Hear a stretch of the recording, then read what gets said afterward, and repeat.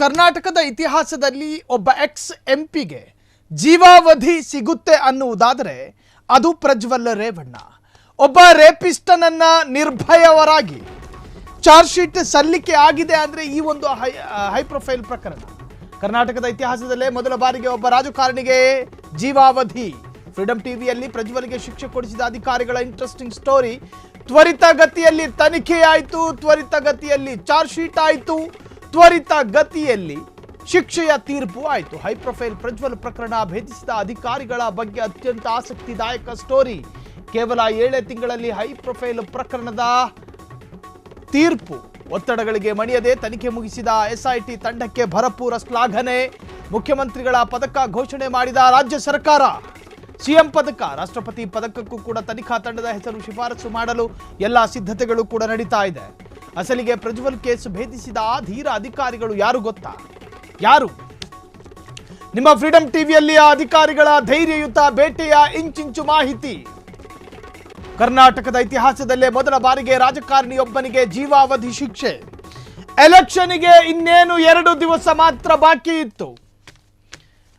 So ಈ SIT ತನಿಖೆಯನ್ನ ಅತ್ಯಂತ ನಿರ್ಭಯರಾಗಿ ಭೇದಿಸಿದ ಆ ಮಹಾವೀರರ ಫೋಟೋಗಳನ್ನು ರಿವೀಲ್ ಮಾಡ್ತಾ ಇದ್ದೀವಿ. ಮಹಾವೀರರು ಎಸ್ಐಟಿ ಮುಖ್ಯಸ್ಥ BK ಸಿಂಗ್ ಇವರ ನೇತೃತ್ವ ಈ ಎಸ್ಐಟಿಗೆ ಅನಿವಾರ್ಯವಾಗಿತ್ತು. ಕಾರಣ ಅಷ್ಟೊಂದು ನಿಷ್ಪಕ್ಷಪಾತವಾಗಿ ತನಿಖೆ ಮಾಡಿದ್ರು. ಅದಾದ ನಂತರ ಎಸ್ಐಟಿಯ ಮೇಲುಸ್ತುವಾರಿಯಾಗಿ ಸೀಮಾ ಲಾಟ್ಕರ್ ಆಯ್ಕೆಯಾಗಿದ್ರು. ಆಕೆಗೂ ಕೂಡ ಫ್ರೀಡಂ ಟಿವಿ ಸೆಲ್ಯೂಟ್ ಹೊಡಿತಾ ಇದೆ. ಕಾರಣ ಹೆಣ್ಣು ಮಕ್ಕಳಿಗೆ ಪ್ರಾತಿನಿಧ್ಯ ಕೊಡ್ತು.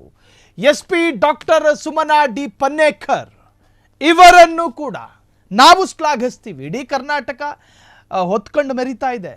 ತನಿಖಾಧಿಕಾರಿ ಶೋಭಾ ಇನ್ಸ್ಪೆಕ್ಟರ್ ಆಗಿ ಶಿವಾಜಿನಗರ ಮಹಿಳಾ ಠಾಣೆಯಲ್ಲಿದ್ದವರು. ಅವರನ್ನು ಕೂಡ ಎಸ್ಐಟಿ ತಂಡಕ್ಕೆ ಆಯ್ಕೆ ಮಾಡಿಕೊಳ್ಳಲಾಗಿತ್ತು.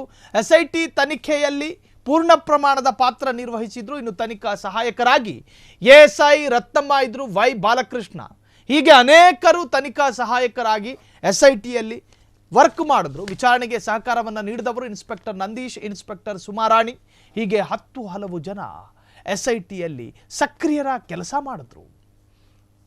ASI ಮಮತಾ, ಕಾನ್ಸ್ಟೇಬಲ್ ಜಾಫರ್ ಸಾದಿಕ್, ಕಾಶಿನಾಥ್ ಕರಲಟ್ಟಿ, ಹೀಗೆ ಅನೇಕ ಅಧಿಕಾರಿಗಳು ಎಸ್ಐಟಿ ತನಿಖೆಯಲ್ಲಿ ತನ್ನನ್ನು ತಾನು ಅದರಲ್ಲಿ ಸಕ್ರಿಯರಾಗಿ ತೊಡಗಿಕೊಂಡ್ರು. ಸಹಾಯಕ ವಕೀಲರಾಗಿ BM ವಿಶಾಲ್, ಊರ್ಮಿಳಾ ಪುಲ್ಲತ್, ಹೀಗೆ ಅನೇಕರು ಈ ತನಿಖೆಗೆ ಸಹಕಾರ ಕೊಟ್ಟರು. ಪ್ರತಿಯೊಬ್ಬರ ಸಹಕಾರವೂ ಕೂಡ ಮುಖ್ಯವಾಗಿತ್ತು. ಸಹಾಯಕ ವಕೀಲರಾಗಿ ಮಾಳವಿಕಾ, ಸಾಕಿನಾ ಮೌಸಿನ್, ಮಹಾಲಕ್ಷ್ಮಿ. ಸೊ ಇವರೆಲ್ಲರೂ ಕೂಡ ಎಸ್ಐಟಿ ತನಿಖೆಗೆ ಸಹಾಯ ಮಾಡಿದವರು. ಅರ್ಥಾತ್ ಅದರಲ್ಲಿ ಇದ್ಕೊಂಡೆ SPP BN ಜಗದೀಶ್ ಆದರೆ SPP BN ಜಗದೀಶ್ ಕೂಡ ಇದರಲ್ಲಿದ್ದರು. ಅವರೇ ಅಲ್ವಾ ವಾದವನ್ನು ಮಂಡಿಸಿತ್ತು. ಸೊ ಸರ್ಕಾರಿ ಅಭಿಯೋಜಕರು ಅಶೋಕ್ N ನಾಯಕ್ ಇವರು ಕೂಡ ಎಸ್ಐಟಿಯ ಭಾಗವಾಗಿದ್ದರು. ಎಸ್ಐಟಿಯ ಭಾಗ ಅಂತ ಹೇಳಿದ್ರೆ ಬೇರೆ ಬೇರೆ ತರಹದಲ್ಲಿ ಸಹಕಾರ. ಒಂದು ಕಡೆ ಎಸ್ಐಟಿಯ ಮುಖ್ಯಸ್ಥ BK ಸಿಂಗ್ ನೇತೃತ್ವದಲ್ಲಿದ್ದಂತಹ ಒಂದು ಎಸ್ಐಟಿ ತಂಡದಲ್ಲಿ ನೋಡಿ, ಎಲೆಕ್ಷನ್ಗೆ ಇನ್ನು ಬರೀ 2 ದಿವಸ ಇತ್ತು. ಎಲೆಕ್ಷನ್ ಏನೋ ನಡೆಯಿತು. ಈ ಪುಣ್ಯಾತ್ಮ ಈತನು ಬಂದು ಬೂತಲ್ಲಿ ಓಟ್ ಹಾಕಿ ಹೆಬ್ಬೆರಳು ತೋರಿಸ್ದ ಕ್ಯಾಮ್ರಾದ ಮುಂದೆ. ಹೆಬ್ಬೆರಳು ತೋರಿಸಿದ್ದು ಮರುದಿನ ರಾತ್ರಿ ಮನುಷ್ಯ ಇಲ್ಲ. ಹೊಳೆನರಸೀಪುರದಲ್ಲೂ ಇಲ್ಲ, ಬೆಂಗಳೂರಿನಲ್ಲೂ ಇಲ್ಲ, ಬಸವನಗುಡಿಯಲ್ಲೂ ಇಲ್ಲ. ಅಣ್ಣ MLC ಸೂರಜ್ ರೇವಣ್ಣನ ತೋಟದ ಮನೆಯಲ್ಲಾದರೂ ಇದಾನ ಅಂತ ಕೇಳಿದ್ರೆ ಅಲ್ಲೂ ಇಲ್ಲ. ಜರ್ಮನ್ಗೆ ಹಾರೋಗಿದ್ದ. ಅದಾದ ನಂತರ ನಡೆದಂತಹ ಪ್ರಹಸನಗಳು ನಿಮಗೆ ಗೊತ್ತೇ ಇದೆ. ಎಸ್ಐಟಿ ತನಿಖೆ ರಚನೆಯಾಯಿತು. ಎಸ್ಐಟಿ ಅಧಿಕಾರಿಗಳು ಇಲ್ಲಿ ಕೆಂಪೇಗೌಡ ವಿಮಾನ ನಿಲ್ದಾಣದಲ್ಲಿ ಬೀಡು ಬಿಟ್ಟರು, ಜಾಂಡಾ ಊರಿದ್ರು. ಈತ ಬರ್ತಾನೆ ದಿನಕ್ಕೊಂದು ಹೊಸ ಕಥೆಗಳನ್ನು ಈತ ಸೃಷ್ಟಿ ಮಾಡ್ಕೊಂಡು ವಿಳಂಬ ಮಾಡ್ಕೊಂಡು ಸೀದಾ ಏರ್ಪೋರ್ಟ್ಗೆ ಇಳದೇ ಬಿಟ್ಟ. ಕೊನೆಗೂ ಎಸ್ಐಟಿ ಅವರು ಲಾಕ್ ಮಾಡ್ಕೊಂಡ್ರು. ಅದಾದ ನಂತರ ಅರೆಸ್ಟ್ ಆಯಿತು. ಅದಾದ ನಂತರ ಈ ಪ್ರಕರಣದಲ್ಲಿ ಸಂತ್ರಸ್ತೆಯರು ಯಾರು ಅನ್ನೋದನ್ನು ಟ್ರೇಸ್ ಮಾಡಲಾಯಿತು. ಸಂತ್ರಸ್ತೆಯರು ಸ್ವಯಂ ಪ್ರೇರಿತವಾಗಿ ಒಂದಷ್ಟು ಜನ ಬಂದರೆ ಇನ್ನೊಂದಷ್ಟು ರಾಜಕೀಯ ಪ್ರೇರಿತವಾಗಿ ಬಂದಿದ್ದಾರೆ ಎನ್ನುವಂಥ ಆರೋಪದ ನಡುವೆಯೂ ಕೂಡ ಎಸ್ಐಟಿ ಅಧಿಕಾರಿಗಳು ತನಿಖೆಯನ್ನು ಚುರುಕು ಮಾಡಿದ್ರು.